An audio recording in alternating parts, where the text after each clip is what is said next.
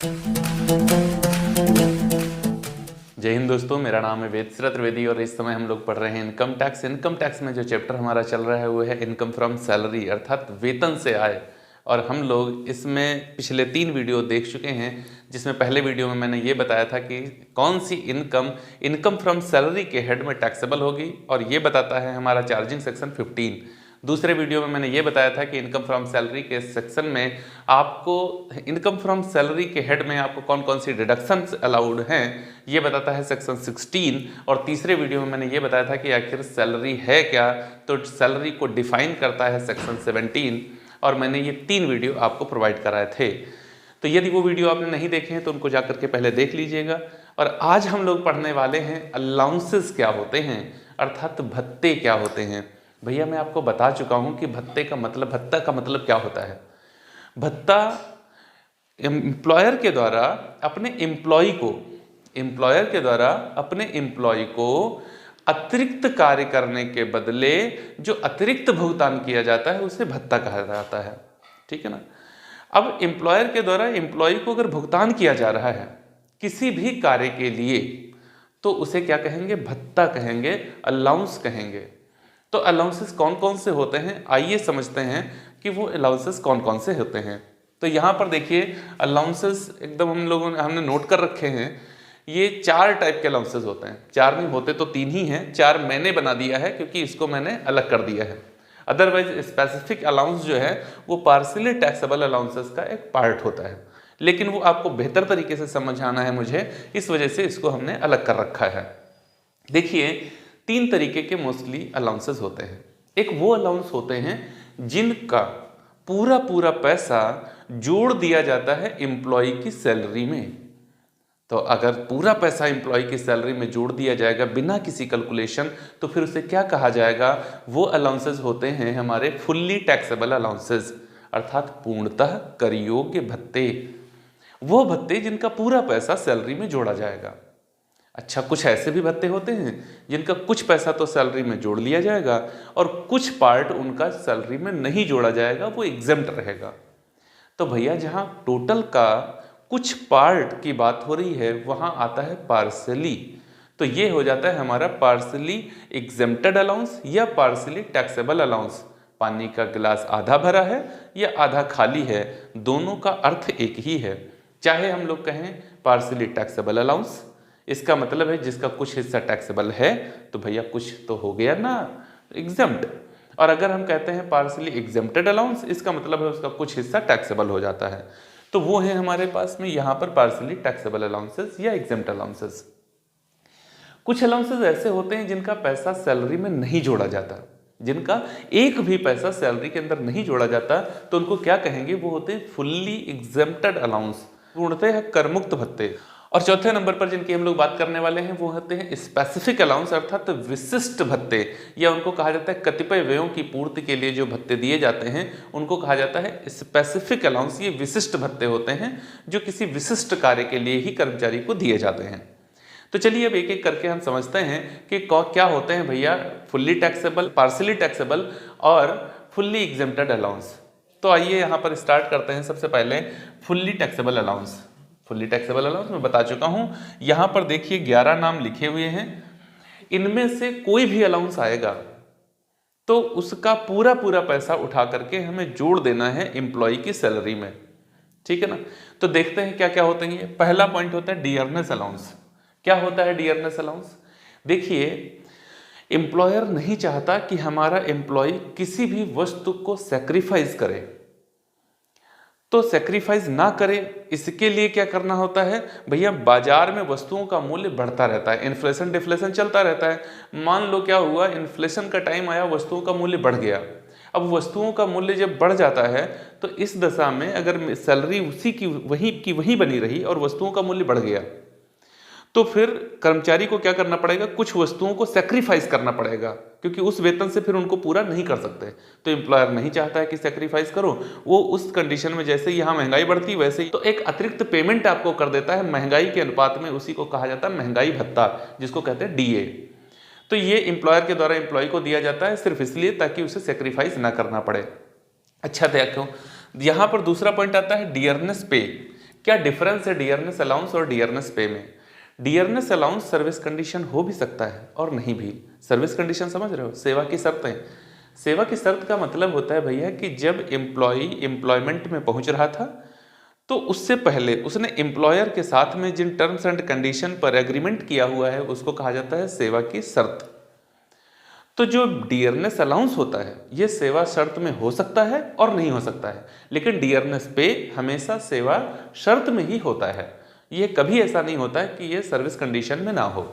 अर्थात DA employer की इच्छा पर होता है, चाहे तो देगा ना चाहे तो नहीं देगा, जितना चाहे उतना देगा। लेकिन डियरनेस पे एम्प्लॉयर के साथ में एम्प्लॉय का पहले से एग्रीमेंट होता है कि आप कितना मुझे पेमेंट करेंगे। तो डीए सर्विस कंडीशन में हो भी सकता है, नहीं भी हो सकता, लेकिन डियरनेस पे हमेशा सर्विस कंडीशन में ही होता है।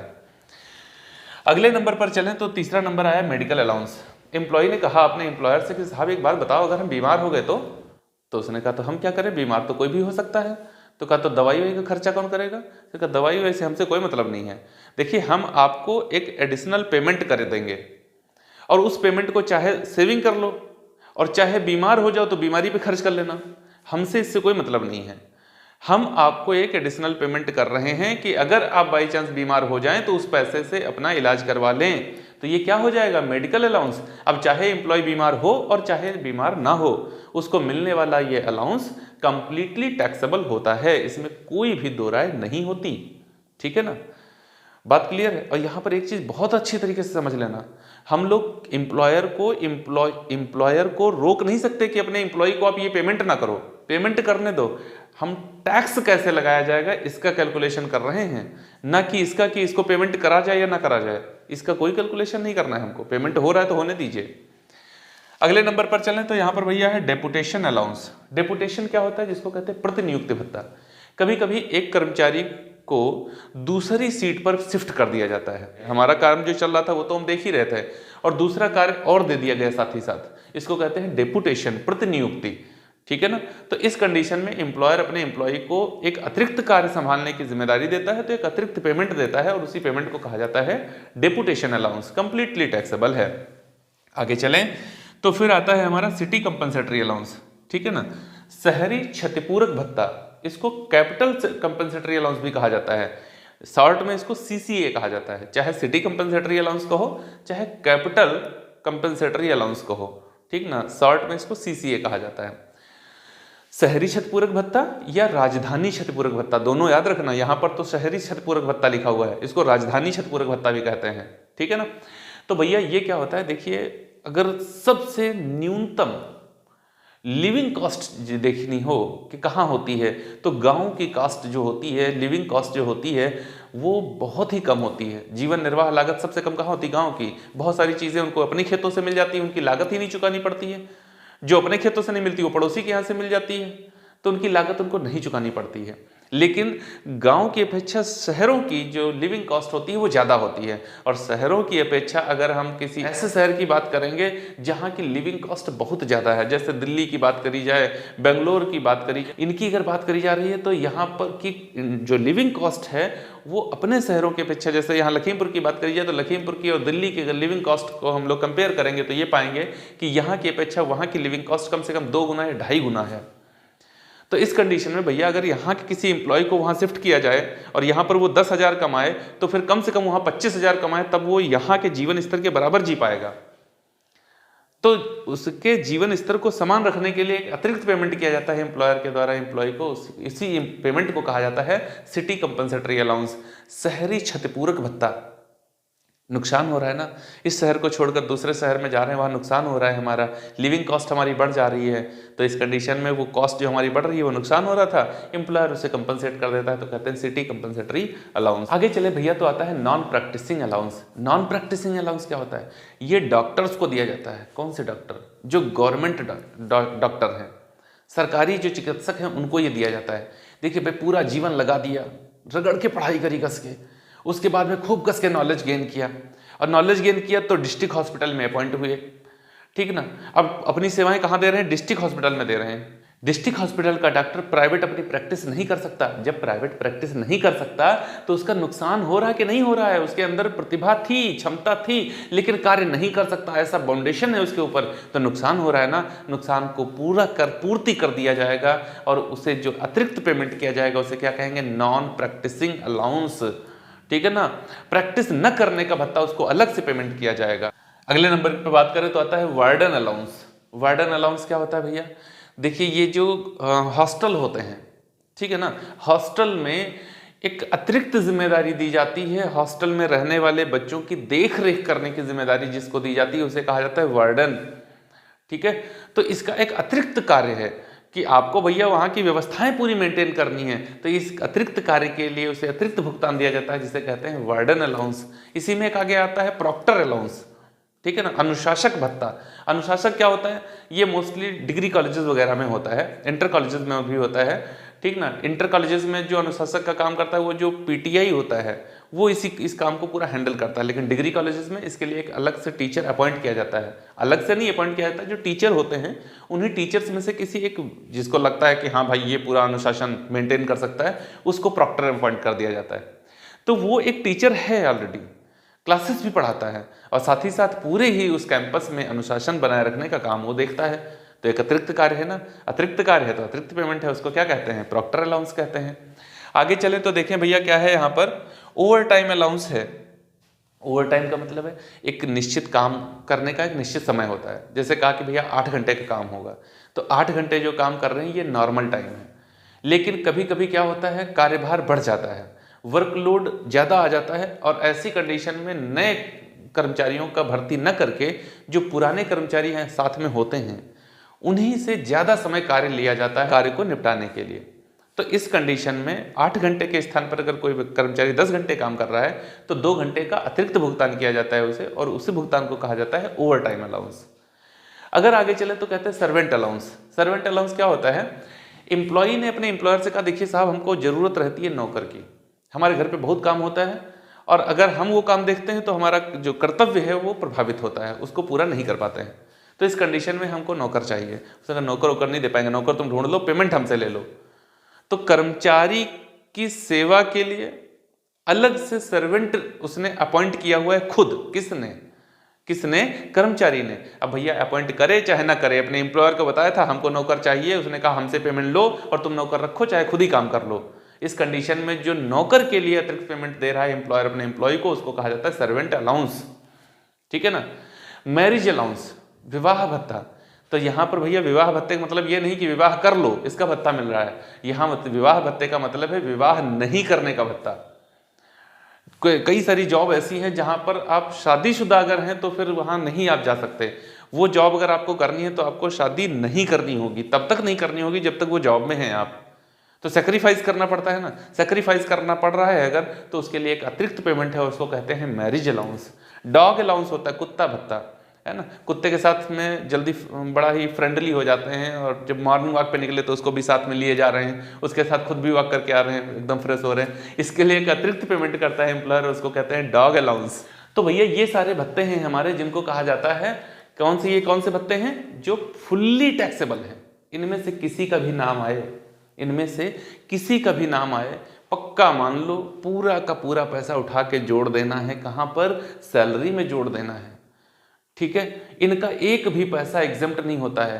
किसी को डियरनेस अलाउंस मिला 20,000 जोड़ो सैलरी में, मेडिकल अलाउंस मिला 2,000 जोड़ो सैलरी में, ओवर टाइम अलाउंस मिला 5,000 जोड़ दो, मैरिज अलाउंस मिला जोड़ दो, ठीक है ना, मेडिकल अलाउंस मिला जोड़ दो, वार्डन अलाउंस मिला जोड़ दो, प्रॉक्टर अलाउंस मिला जोड़ दो। इसमें का कोई भी अलाउंस मिल जाए, पूरे का पूरा पैसा उठाइए और सैलरी में जोड़ दीजिए, यही है फुल्ली टैक्सेबल अलाउंस। बात समझ में आई? अब बात जो मेन है वो यहां पर है जिसको हम लोग कहते हैं पार्शियली टैक्सेबल अलाउंस।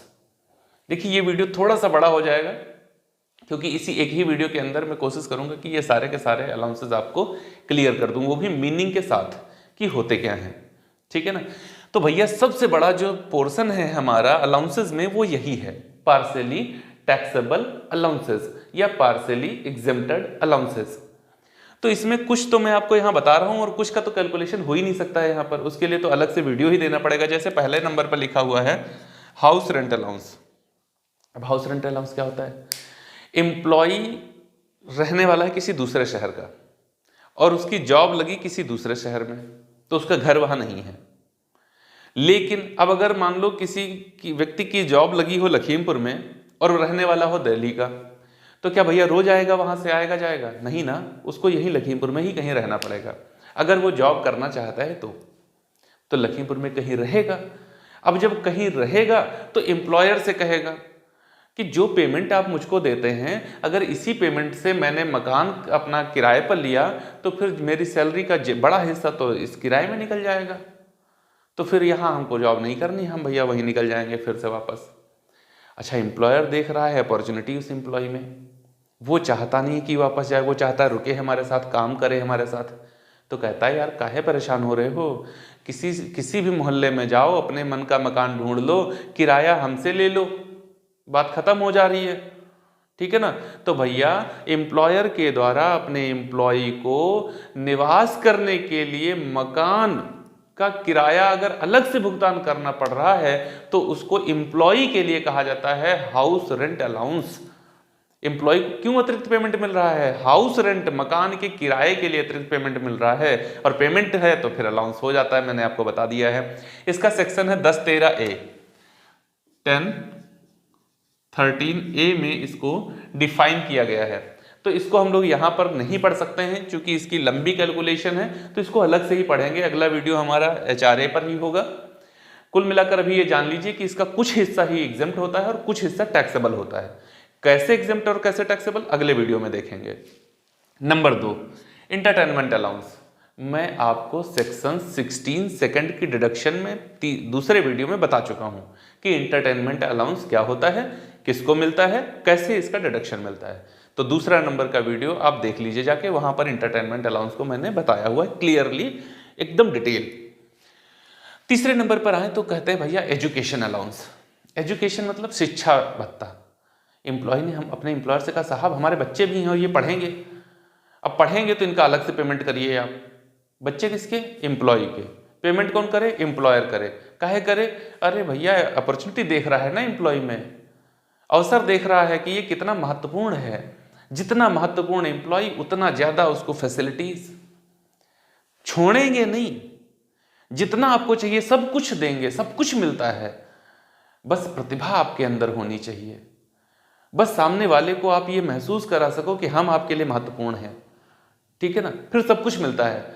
तो एम्प्लॉय के बच्चों को पढ़ाने के लिए एम्प्लॉयर पेमेंट कर रहा है। ठीक है ना? इनकम टैक्स वाले आ गए, कहा अच्छा तुम्हारा पैसा बच रहा, मतलब बच्चे तुम्हारे पढ़ाएगा कोई और तो तुम्हारा पैसा तो बच जाएगा, तो फिर हम भैया तुम्हारे ऊपर टैक्स लगा देंगे, हम छोड़ेंगे नहीं। ठीक, तो कैसे टैक्स लगाएंगे? तो अगर बात करी जाएगी एजुकेशन अलाउंस की, तो इसकी एग्जेम्प्ट लिमिट होती है 100 रुपीज पर मंथ पर चाइल्ड, ओनली फॉर 2 चाइल्ड। और इसके ऊपर का जो पेमेंट हो गया वो पूर्णतः कर योग्य हो जाएगा। जैसे मान लो किसी व्यक्ति को उसके 2 बच्चों के लिए 150 रुपए प्रति माह के हिसाब से एजुकेशन अलाउंस मिला। ठीक है ना? तो भैया देखो 2 बच्चे हो गए, 150 रुपए का पेमेंट हो गया, 12 महीने के लिए हो गया, कितना हो जाएगा? तो इसका मल्टीप्लाई दे दो, 15 दूना 30 हो गया और 12 तिया 36 हो गया। 3600 रुपया उसको मिला। एग्जेम्प्ट क्या हो जाएगा? 2 बच्चे हैं, 100 रुपया प्रति माह के हिसाब से एग्जेम्प्ट होता है, तो कितना हो जाएगा? 12 दूना 2400 रुपया एग्जेम्प्ट हो जाएगा, बचा हुआ 1200 रुपया टैक्सेबल हो जाएगा। बस यही बताता है एजुकेशन अलाउंस, शिक्षा भत्ता। मिल चाहे जितना जाए, एग्जेम्प्ट लिमिट क्या है? 100 रुपया प्रति माह, अधिकतम 2 बच्चों के लिए। ठीक है ना? बात क्लियर है? ये है एजुकेशन अलाउंस, और इसी तरीके से कैलकुलेट करेंगे। लेकिन ध्यान देना, किसी को 90 रुपए प्रति बच्चा ही मिल रहा हो तो ये 100 रुपए की डिडक्शन नहीं मांगना फिर। ठीक है? मान लो एम्प्लॉय है और उसके 3 बच्चे हैं और उसको 90 रुपए प्रति महीने के हिसाब से 12 महीने का मिल रहा है पेमेंट, तो कितना बनेगा ये जाकर के? 9 तिया 27 और 12 और 270 का मल्टीप्लाई करो, 12 0 0, 12 7 84 और 12 दूना 24 और 8 हो जाता है 32। कितना मिलेगा? 3240 रुपए मिलेगा। लेकिन एग्जेम्प्ट कितना होगा? 3 नहीं 2 बच्चों का छूट मिलेगा। अब 100 नहीं 90 और यहां पर 12, 9 दूनी 18, 12 96 के 6, ठीक है ना? और 12 एकन 12 और 9 21, 2160 रुपये एग्जाम्प्ट होगा। 0 14 से 6 जाएगा 8 और यहाँ पर बचेगा 0 और यहाँ पर 1080 रुपये टैक्सेबल हो जाएगा। इस बात को बहुत अच्छे से ध्यान में रखिएगा। एक क्वेश्चन तुम्हारा आएगा, H.C. मेहरोत्रा साहित्य भवन की किताब हम लोग पढ़ेंगे और उसमें एक क्वेश्चन इस पर घूम करके आएगा। उम्मीद है समझ गए होंगे। Education allowance, hostel allowance same condition, लेकिन उसकी एग्जिम्प्ट लिमिट है 300 रुपीज पर मंथ पर child only for 2 children. Calculation same ऐसे ही करेंगे। हॉस्टल अलाउंस का मतलब है कि बच्चे किसके, एम्प्लॉय के, रहेंगे कहाँ, हॉस्टल में। पेमेंट कौन करेगा, एम्प्लॉयर करेगा। एम्प्लॉयर को पेमेंट करने से नहीं रोकेंगे। इनकम टैक्स वाले आए, तुम्हारा बच्चा रहता है हॉस्टल में, कहाँ रहता है, पेमेंट कौन करता है, एम्प्लॉयर करता है, हमारा मालिक करता है। आपका पैसा हमारा पैसा बच जाता है, कोई बात नहीं, हम टैक्स लगा देंगे जो बच गया है, ठीक है ना। तो कैसे कैलकुलेशन करेंगे भैया, हॉस्टल अलाउंस 300 पर मंथ, ठीक है ना, पर चाइल्ड ओनली फॉर 2 चाइल्ड। और उसके ऊपर का जो पेमेंट होगा बिल्कुल ऐसे ही कैलकुलेशन होगी, ऊपर का पेमेंट टैक्सेबल। क्लियर, चलिए आगे चलते हैं। Special transport allowance. Special transport क्या है, क्वेश्चन के अंदर ट्रांसपोर्ट अलाउंस ही लिखा है, मैं स्पेशल ट्रांसपोर्ट अलाउंस इसको कहता हूं, क्योंकि ट्रांसपोर्ट अलाउंस देखो उसके नीचे भी ट्रांसपोर्ट अलाउंस लिखा है, तो 2 जगह ट्रांसपोर्ट अलाउंस समझेंगे कैसे, कंफ्यूज हो जाएंगे। तो इस वजह से हम इसको कहते हैं स्पेशल ट्रांसपोर्ट अलाउंस, ठीक है ना। विशेष यातायात भत्ता, ये क्या होता है विशेष यातायात भत्ता भैया? ये जो स्पेशल ट्रांसपोर्ट अलाउंस है, यदि कोई कर्मचारी परिवहन विभाग में ही नियुक्त है, अलाउंस मिलता है, तो उस अलाउंस को हम क्या कहेंगे, स्पेशल ट्रांसपोर्ट अलाउंस कहेंगे। जैसे मिस्टर एक्स ट्रेन के ड्राइवर हैं, मिस्टर वाई पायलट हैं, तो क्या है, परिवहन विभाग में कर्मचारी है ना। अब इनको अगर यातायात भत्ता मिलेगा तो इस भत्ते को हम क्या कहेंगे, स्पेशल ट्रांसपोर्ट अलाउंस कहेंगे। इसकी लिमिट क्या है, एग्जेम्प्ट लिमिट है इसकी कितनी भैया, 70% ऑफ अलाउंस और 10,000 per month, 10,000 per month, which ever is less. दोनों में जो कम है, विच एवर इज लेस, दोनों में जो कम है वो एग्जेम्प्ट हो जाएगा और बाकी पैसा टैक्सेबल हो जाएगा। जैसे मान लो कि कर्मचारी है मिस्टर एक्स, इन ये ट्रेन के ड्राइवर हैं और इनको स्पेशल ट्रांसपोर्ट अलाउंस मिलता है 1 लाख रुपया। कितना मिलता है, 1 लाख रुपया मिलता है। तो 1 लाख रुपए का 70% भैया कितना हुआ, 70,000 हो गया, ठीक है ना। और अगर 10,000 रुपये प्रति माह की बात करें तो कितना हो गया, 1,20,000 हो गया। इन दोनों में कौन कम लग रहा है आपको, इन दोनों में साहब कम लग रहा है हमको 70,000 रुपया, ठीक है ना। तो एग्जेम्प्ट क्या हो जाएगा, 70,000 एग्जेम्प्ट हो जाएगा। मिला कितना था, 1 लाख रुपया मिला था, इसमें से 70,000 हटा दो, जो बचे 30,000, ये फुल्ली टैक्सेबल हो गए। ये क्या हो जाएंगे, टैक्सेबल। तभी तो ये क्या है, पार्शियली टैक्सेबल। देखो मिला कितना, 1 लाख, 1 लाख में से 70,000 एग्जेम्प्ट हो गया, 30,000 टैक्सेबल हो गया। इसको चाहे कह लो पार्शियली टैक्सेबल और चाहे कह लो पार्शियली एग्जेम्प्ट हो गया। भैया बात समझ में आ गई होगी आपको, ये होता है स्पेशल ट्रांसपोर्ट अलाउंस। आगे चलें तो आता है ट्रांसपोर्ट अलाउंस। ट्रांसपोर्ट अलाउंस का मतलब होता है कि कर्मचारी को अपने निवास स्थान से अपने कार्यस्थल तक जाने और कार्यस्थल से निवास स्थान वापस आने के लिए दिया गया यातायात भत्ता, उसको कहते हैं ट्रांसपोर्ट अलाउंस। भैया ये मिलता था कर्मचारियों को, 2 कंडीशन थी इसकी। अगर कर्मचारी एकदम फिजिकली फिट है तो उसके लिए इसकी एग्जेम्प्ट लिमिट थी 1,600 रुपये प्रति माह, लेकिन असेसमेंट ईयर 20-21 से इसको हटा दिया गया। अब तो 21-22 में आ गए हैं, हट ही गया एकदम, नहीं मिलता, ये एग्जेम्प्ट नहीं होता। मिलता है, मिलने दो, एग्जेम्प्ट नहीं होता, फुल्ली टैक्सेबल होता है। लेकिन अगर कर्मचारी डिसेबल्ड है, अर्थात हाथों से कमजोर है, पैरों से कमजोर है, आंखों से कमजोर है, शारीरिक रूप से किसी गंभीर बीमारी से ग्रस्त है, तो उसे डिसेबल्ड पर्सन कहा जाता है। और ऐसी कंडीशन में अगर उसको ट्रांसपोर्ट अलाउंस मिल रहा है तो 3,200 रुपये प्रति माह एग्जेम्प्ट होता है। कितना एग्जेम्प्ट होगा ये ट्रांसपोर्ट अलाउंस, 3,200 रुपये प्रति माह। बात क्लियर, एग्जेम्प्ट होगा, ठीक है। आगे चले भैया तो है अंडरग्राउंड अलाउंस। अंडरग्राउंड अलाउंस का मतलब होता है भूमिगत भत्ता। देखिए जो जीवन यापन है वो भैया जमीन के ऊपर सामान्य है, अगर हवा में चले जाएं तो एक निश्चित सीमा के बाद में फिर कठिन है, और जमीन के अंदर हो तब तो और ही कठिन है। तो कुछ कर्मचारी ऐसे होते हैं जिनको जमीन के अंदर काम करना पड़ता है, जैसे कोयले की खान में अगर कर्मचारी काम कर रहा है तो कहाँ रहेगा, खान तो अंदर ही होगी, तो वहां का जीवन स्तर जो है वो सामान्य जीवन स्तर की अपेक्षा कठिन है, तो उसको अतिरिक्त पेमेंट दिया जाएगा। उस अतिरिक्त पेमेंट को क्या कहा जाएगा, अंडरग्राउंड अलाउंस कहा जाएगा। एग्जेम्प्ट लिमिट क्या है, 800 रुपये प्रतिमाह है। कितना, 800 रुपये प्रतिमाह। किसी कर्मचारी को 1000 रुपये प्रतिमाह ये मिल रहा था, तो 1000 गुणे 12 कितना हुआ, 12,000। 12,000 में से 800 गुणे 12 9,600 रुपये हटा दो, 2,400 रुपये टैक्सेबल हो जाएगा, 9,600 एग्जेम्प्ट हो जाएगा। बात समझ में आ रही है? ओके। ट्राइबल एरिया अलाउंस, जनजातीय क्षेत्र भत्ता, पिछड़ा क्षेत्र, ठीक ना, जहां पर मूलभूत आवश्यकताएं भी पूरी नहीं हो रही हैं, ठीक ना, न लाइट है, ना सड़क है, न परिवहन के संसाधन हैं, ऐसी जगह पर किसी कर्मचारी को उठा के पोस्ट कर दिया जाए। अब बेचारे करता नहीं तो कहाँ जाता, फिर काम तो करनी पड़ेगा, जॉब करनी है, अगर पैसा चाहिए तो जॉब करनी है तो जॉब करेगा, लेकिन अगर किसी शहर में रहता तो उसका फिर मजा क्या था, और ऐसे स्थान पर डाल दिया गया, वहां का मजा क्या है। तो दोनों ही जगहों में जब कंपेयर करते हैं तो जो जनजातीय क्षेत्र हैं, मतलब पिछड़े हुए क्षेत्र हैं, वहां पर जीवन यापन कठिन होता है। तो भैया जीवन यापन कठिन है तो अलग से पेमेंट ले लीजिए आप उसका। कितना पेमेंट मिल जाएगा, अगर ट्राइबल एरिया की बात करेंगे 200 रुपये प्रतिमाह एग्जेम्प्ट है। मिल कितना भी सकता है, क्या कहते रहे हैं हम, मिल कितना भी सकता है, एग्जेम्प्ट क्या है, 200 रुपये प्रतिमाह। किसी कर्मचारी को 500 रुपये पर माह ट्राइबल एरिया मिला तो 12 पंचे 60, 6,000 मिला। एग्जेम्प्ट कितना होगा, 12 दूना 24, 2400 रुपये एग्जेम्प्ट हो जाएगा। 6,000 में से 2400 हटा दो, 3600 रुपये टैक्सेबल हो जाएगा। ठीक है ना, बात क्लियर हो रही है? आगे चलिए। Hill area allowance, exempt limit बताइए सर जी, 300 रुपये प्रतिमाह। हिल एरिया क्या है, अरे पहाड़ी क्षेत्र भत्ता, कोई ऐसी जगह पे काम कर रहे हैं जहाँ पहाड़ ही पहाड़ हैं सब, ठीक ना, तो वहां का जीवन स्तर भी कठिन है। जहां जहां जीवन स्तर कठिन है वहां पर कार्य करने के लिए आपको अतिरिक्त पेमेंट दिया जाता है। तो अगर आपका अपॉइंटमेंट कहीं ऐसी जगह पे हो गया जो हिल एरिया पे हो गया है, ठीक है ना, तो वहां पर आपको एक अलग से पेमेंट किया जाएगा, और उस अलग से पेमेंट करने को क्या कहा जाएगा, हिल एरिया अलाउंस, पहाड़ी क्षेत्र भत्ता या पर्वतीय क्षेत्र भत्ता। इसका एग्जाम लिमिट क्या है, 300 रुपये प्रतिमाह एग्जाम लिमिट है। किसी को 1000 रुपये प्रतिमाह मिल रहा है हिल एरिया अलाउंस, कितना हो गया, 12,000 रुपये वर्ष भर का हो गया। एग्जाम लिमिट क्या है, 12 3600 रुपये एग्जाम हो जाएगा। 12,000 में से 3600 रुपये हटा दीजिए, जो बचेगा 8,400 रुपये ना, हाँ 8,400 रुपये भैया क्या हो जाएगा, टैक्सेबल हो जाएगा, और 3,600 रुपये एग्जाम हो जाएगा। 8,400 और 3,600, 600 इधर मिला लो, 9 में और 3 जोड़ लो तो 12, कुल मिला करके ये मामला हमारा खत्म हो गया।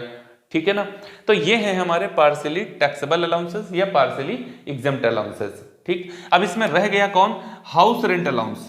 इसका तो अगला वीडियो दूंगा आपको, वहां पे समझाऊंगा चल के। बाकी उम्मीद है समझ गए होंगे। एक बार मैं फिर से रिवाइज करके आपको एक साथ बता दे रहा हूं।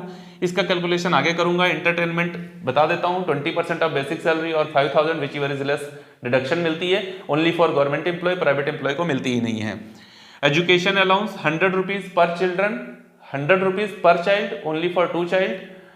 Hostel allowance 300 rupees per child, only for 2 child.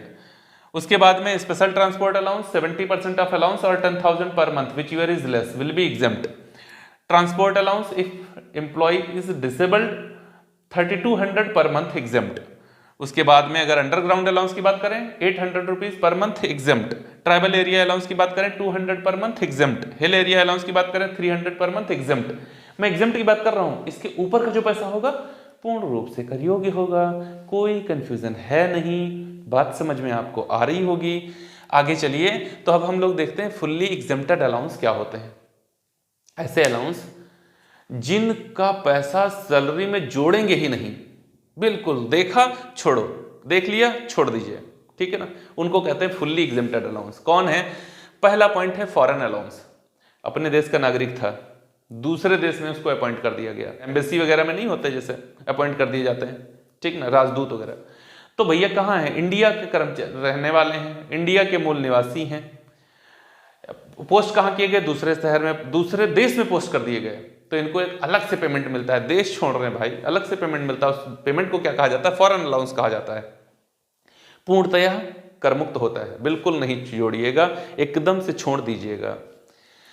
Allowances from UNO, UNO अर्थात यूनाइटेड नेशंस ऑर्गेनाइजेशन, संयुक्त राष्ट्र संघ अपने कर्मचारियों को जो भत्ते देता है पूर्ण रूप से करमुक्त होते हैं। अगर क्वेश्चन में लिख के आ जाए संयुक्त राष्ट्र संघ से प्राप्त भत्ते भैया पूर्ण रूप से करमुक्त होते हैं, छोड़ दीजिए, है ना, फुल्ली एग्जेम्प्टेड होते हैं। ओके, आगे चलिए। Hospitality allowance for high court and supreme court जजेस, हाई कोर्ट उच्च और उच्चतर न्यायालय के जजेस को सत्कार भत्ता मिलता है, ठीक। और ये पूर्ण रूप से क्या होता है, एग्जेम्प्ट होता है, एकदम से छोड़ ही दीजिएगा। हाई कोर्ट सुप्रीम कोर्ट के जजेस को क्वेश्चन में लिख के आता है कि भैया हाई कोर्ट और सुप्रीम कोर्ट के जजेस को हॉस्पिटैलिटी अलाउंस मिल रहा है अर्थात सत्कार भत्ता मिल रहा है, तो इसको एकदम से छोड़ दीजिएगा, बिल्कुल भी ध्यान न दीजिएगा। अब लास्ट पॉइंट देखते हैं, स्पेसिफिक अलाउंस। इसका सेक्शन क्या है, तो 10-14 फर्स्ट में ये आते हैं। ये क्या होते हैं भैया, ये वह अलाउंस हैं जो कर्मचारी को अपने कर्तव्यों का निर्वहन करने के लिए एम्प्लॉयर के द्वारा भुगतान किया जाता है। और इनकी एग्जेम्प्ट लिमिट क्या है, वास्तव में किया गया खर्च। अगर आपको जितना पैसा मिला पूरा खर्च कर दिया तो पूर्ण रूप से ये एग्जेम्प्ट ही हो जाता है। लेकिन जितना मिला उसका पूरा पैसा आपने खर्च नहीं किया, कुछ पैसा खर्च किया और कुछ बचा लिया, तो जितना बचा लोगे वो आपको टैक्स देना पड़ जाएगा उस पर, वो आपके लिए टैक्सेबल हो जाएगा, ठीक ना। तो ये कहां तक एग्जेम्प्ट होते हैं, जहां तक खर्च कर दिए जाए। जैसे किसी, अब यहां पर हैं कौन कौन, देखो 6 नाम लिखे हुए हैं। पहला क्या है, टूर अलाउंस, 10-14 फर्स्ट में एग्जेम्प्ट ही होता है। दौरा भत्ता, ठीक ना, ये दौरा भत्ता इसको कहते हैं। दौरा भत्ता क्या होता है, जैसे कर्मचारी को, भैया कुछ कर्मचारी ऐसे हैं जैसे डीएम साहब हैं, एसपी साहब हैं, ठीक ना, तहसीलदार साहब हैं, इनको क्या करना होता है, अरे जितनी देर अपनी सीट पे रहते हैं उससे ज्यादा इनको क्षेत्र का दौरा करना होता है। बैंक के मैनेजर हैं, अपनी पूरे क्षेत्र का इनका दौरा भी करना होता है इनको, ठीक। तो इसके लिए अब अगर अपनी सैलरी से ये दौरा करते रहे तो फिर सैलरी पता चलेगा माइनस में चले गए महीने के बाद, तो इस वजह से इनको अलग से पेमेंट मिलते हैं। और उस अलग से जो पेमेंट मिलता है उसको क्या कहते हैं, टूर अलाउंस कहते हैं। उसे क्या कहेंगे, टूर अलाउंस कहेंगे। तो भैया ये अगर इसमें टूर अलाउंस, तो बहुत ज्यादा ध्यान रखना, अगर टूर अलाउंस के संदर्भ में कुछ नहीं कहा गया हो तो पूरे का पूरा टूर अलाउंस एग्जेम्प्ट ही होता है, बिल्कुल एग्जेम्प्ट ही होता है अगर कुछ नहीं कहा गया। लेकिन हाँ, जैसे कहा गया क्वेश्चन में टूर अलाउंस के लिए मिले 20,000 और 16,000 खर्च किए तो 4,000 टैक्सेबल है, बात खत्म, कोई कैलकुलेशन नहीं। डेली अलाउंसेस, डेली अलाउंस दैनिक भत्ता क्या होता है, कर्मचारी के दैनिक व्ययों का पूर्ति करने के लिए नियोक्ता के द्वारा जो उसे भुगतान किया जाता है उसे कहा जाता है डेली अलाउंस। ध्यान रखिएगा ये नाम कहीं पर भी आ जाए, हम लोग को क्या करना है, देखना है पूरा पैसा खर्च किया कि नहीं किया। पूरा पैसा खर्च कर दिया तो पूरा एग्जेम्प्ट, कुछ बचा लिया तो बचा हुआ पैसा टैक्सेबल, और जितना मिला था उससे ज्यादा खर्च कर दिया तो बस एग्जेम्प्ट ही हो जाएगा, वापसी नहीं मिलेगा, ये याद रखिएगा। कन्वेंस अलाउंस अर्थात जहां पर सेवा देता है कर्मचारी, वहां से अगर उसे कहीं अन्य स्थान पर जाना होता है तो उसके लिए जो कन्वेंस यूज करता है और ये एम्प्लॉयर अलग से पेमेंट करता है उसको कहते हैं कन्वेंस अलाउंस।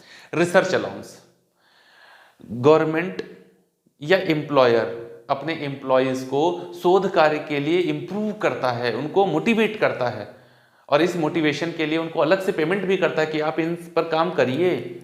तो अगर रिसर्च अलाउंस अलग से पेमेंट किया जा रहा है तो उसको, रिसर्च के लिए अलग से पेमेंट किया जा रहा है तो उसको कहते हैं रिसर्च अलाउंस। अगला पॉइंट है हमारा यूनिफॉर्म अलाउंस। ये तुम्हारे तकरीबन 3 क्वेश्चन में आएगी ये कंडीशन। यूनिफॉर्म का मतलब होता है भैया वर्दी भत्ता, ठीक है ना। कुछ काम ऐसे होते हैं जहां पर स्पेशल यूनिफॉर्म में ही आप रह सकते हैं, ठीक। तो इस यूनिफॉर्म को मेंटेन करने के लिए एम्प्लॉयर अपने एम्प्लॉय को अलग से पेमेंट करता है कि भैया तुमको देखो इसी यूनिफॉर्म में आना है तो इसके लिए पेमेंट हमसे पकड़ो, ये साफ होनी चाहिए एकदम, ठीक है ना, गंदी नहीं होनी चाहिए, एक बनवाओ 2 बनवा लो यार, लेकिन गंदी पहन के मत आना एकदम, ठीक। उसको कहते हैं यूनिफॉर्म अलाउंस। यूनिफॉर्म के लिए सेम वही बात है जो मैं पहले बता चुका हूं आपको। और आता है हेल्पर अलाउंस। कर्मचारी को लगता है कि मेरे पास वर्कलोड बहुत है, अकेले हमसे ये काम नहीं हो पाएगा, तो हेल्पर वो रख लेता है और हेल्पर के लिए पेमेंट एम्प्लॉयर अलग से करता है, तो उसको कहते हैं हेल्पर अलाउंस। इन 6 के 6 का नियम एक ही है, अगर जितना पैसा मिला पूरा खर्च कर दिया गया तो एग्जेम्प्ट, जितना मिला उसमें से कुछ बचा लिया गया तो टैक्सेबल, और जितना मिला उससे ज्यादा खर्च कर दिया तो भी पूरा का पूरा एग्जेम्प्ट ही है, अलग से कुछ नहीं मिलेगा। तो उम्मीद है ये सारे के सारे अलाउंसेस आप अच्छी तरीके से समझ सके होंगे। अब हम लोग अपने अगले वीडियो में जो हमारा एक अलाउंस रह गया है जिसका नाम है हाउस रेंट अलाउंस, मकान किराया भत्ता, इसको देखेंगे कि इसका कैलकुलेशन कैसे किया जाता है। और हाउस रेंट अलाउंस बहुत ही इंपॉर्टेंट होता है। तक जितने भी क्वेश्चन तुम्हारे किताब में तकरीबन 46 क्वेश्चन 46 क्वेश्चन नियर अबाउट दिए गए हैं, तो कम से कम 25 क्वेश्चन ऐसे होंगे जिसमें HRA आएगा, और 4 नंबर का अलग से ही क्वेश्चन पूछ रहा जाता है, कंडीशन दे देगा और कहेगा HRA बताओ। तो HRA बहुत इंपॉर्टेंट है। अगला वीडियो हम लोग देखेंगे HRA के संदर्भ में।